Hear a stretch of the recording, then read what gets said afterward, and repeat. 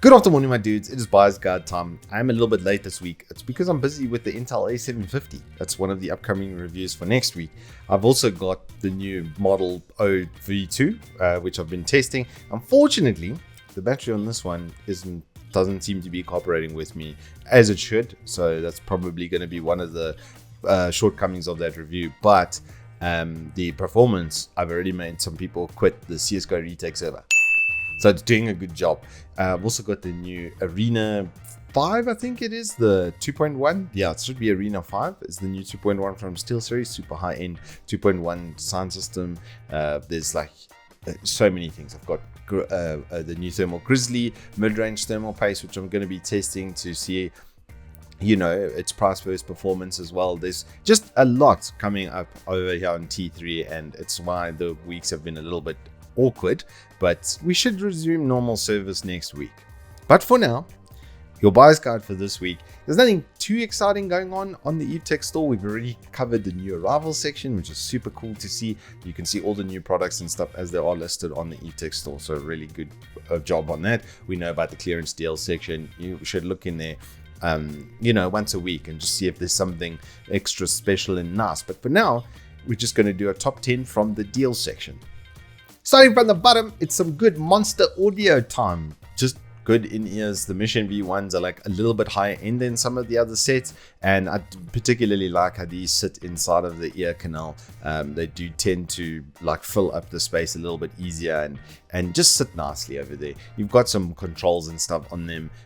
Just to have a look, there will be a full set of, you know, information for the headset on the page. But in general, I just like the monsters because their price versus performance is always like really good. Coming in at number 9 is something I've reviewed recently. It's just a little router backup. If you guys want to keep your router online, you've got a good phone that's got good battery that you can sit, you know, maybe even with a battery bank, and you can then run your Wi-Fi so that that's at least still going. Then you can sit and watch some Netflix in the dark. At least they can't take that away from you for less than $1,000, and you can charge your phone from the front over here. So it could do 2-in-1. And if you have like a really entry-level router and ONT, it should be able to power it absolutely no problem. Just check on your routers, especially. ONTs use about 10 watts in general, about 6 to 10, but just use 10 as your guideline, and then just check your router for its maximum throughput. It's not going to use that all the time, but just make sure that it's within the 30 watts, which is the maximum for this product. Coming in at number 8, it's the most underrated 27-inch monitor I've ever used. Until very recently, this was the best color palette I'd ever used on a monitor. The only one that got up to that level was the AOC, because they both had a delta variance of less than 2 with 100% DCI-P3. But this was the first one that I ever tested with that. And as far as HDR goes, this is still the best example that I've ever used. And I've used TVs, I've reviewed the Samsung, even the QN90, the HDR on that was not even as good as it was on this. This was the first time where I used the monitor alone to do the color palette and everything and the vibrancy that I wanted. It's really good. It is super underrated. It is 1080p on a 27, which isn't the best pixel density, but it has a sharpening tool in it that makes it much better than any other 27 1080 that I've tested. And I run two as my daily drivers. I've got the Alienware 240 and I've got the Dell 144Hz VA. So I've got IPS and VA because I wanted different contrast splits and stuff, you know, getting my colors and everything right. On this month, I wouldn't have to worry about any of that. It is legitimately one of the best that I've ever tested, and it just, I understand why it doesn't get that much love because to your warranty. But there is a review available on the website if you want. I don't know why. That's over there with just look at my face.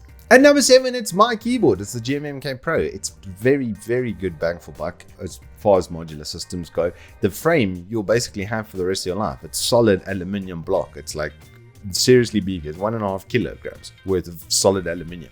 So it's a proper good starter kit. If you're looking at, like I was saying to a friend, I don't understand why anybody would buy a 4,000 Rand keyboard when this exists. To kit this up now, it's going to come in under 4K because of the 2,400 Rand base price for the system.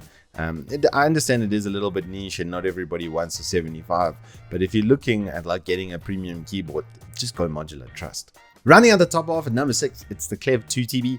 It's a Gen 3. It's pretty much the peak of Gen 3 as well, but 5-year local warranty. It's got by the peak, I mean the read and write speeds. I got 3700 is where the bus is limited. I actually did a test with a Gen 4 and ran it, which can do 7000, and the bus actually runs out of speed at about 3700 megabytes per second.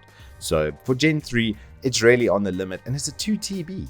So that's a lot of drive. Now, number 5, this is the premium keyboard I would steer you towards buying, especially now at this new price point of 2700.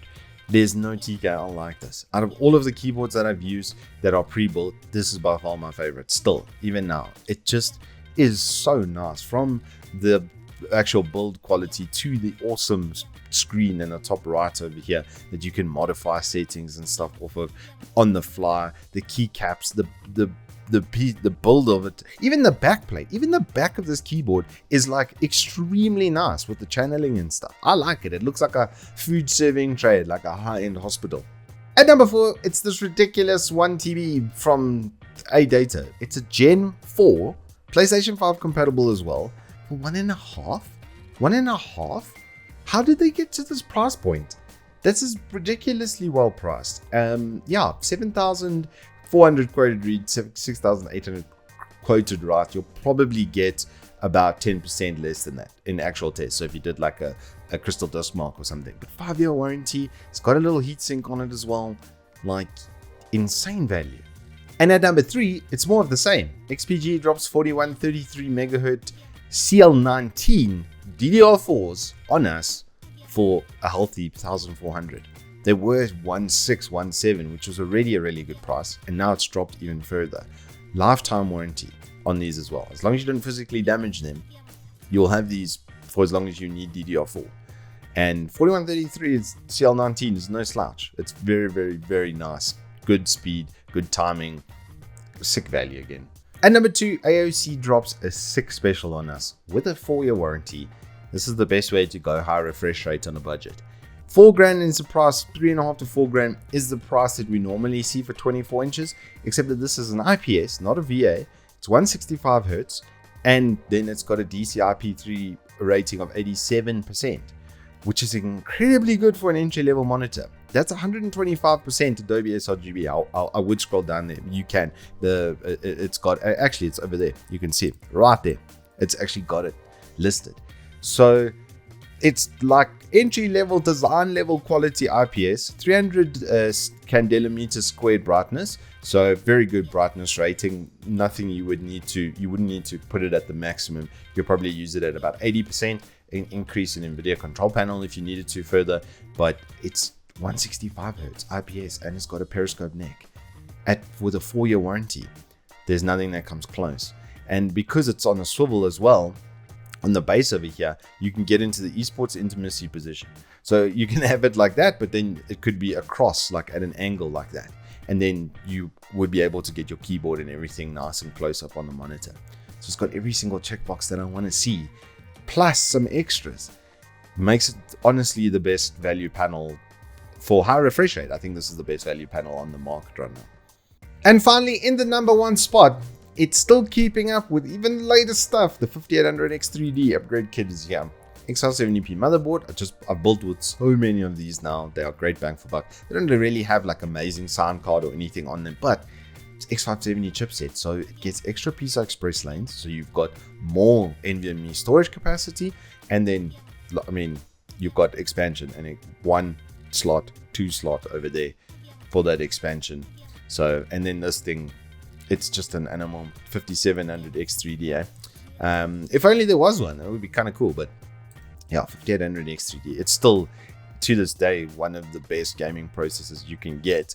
And then they've teamed it up with some 4000 megahertz RAM. So you're getting a premium RAM kit plus a cooler thrown in as well. You've got the GumDS 240, which is more than enough. This is a 120 watt sort of TDP chip. This cooler can easily handle 180. So this bundle is the best bundle. If you're looking at getting something like a premium gaming experience, you're looking at like 25k ish for your build, then look no further for your upgrade kit. This is the one. And that, man, Liptions, is all I have for you this week. As I said, there are like incredible reviews coming out. Intel A750 graphics. We're finally going to see how Intel goes toe to toe on in the South African climate. It's still a bit warm, you know, in Joburg right now, so I think it's a really good time to be doing these tests as well. So yeah, some exciting stuff coming up here on Turbo Tortoise Tech. Until next time, hope you guys stay safe, keep well, and I will see you on the flip side.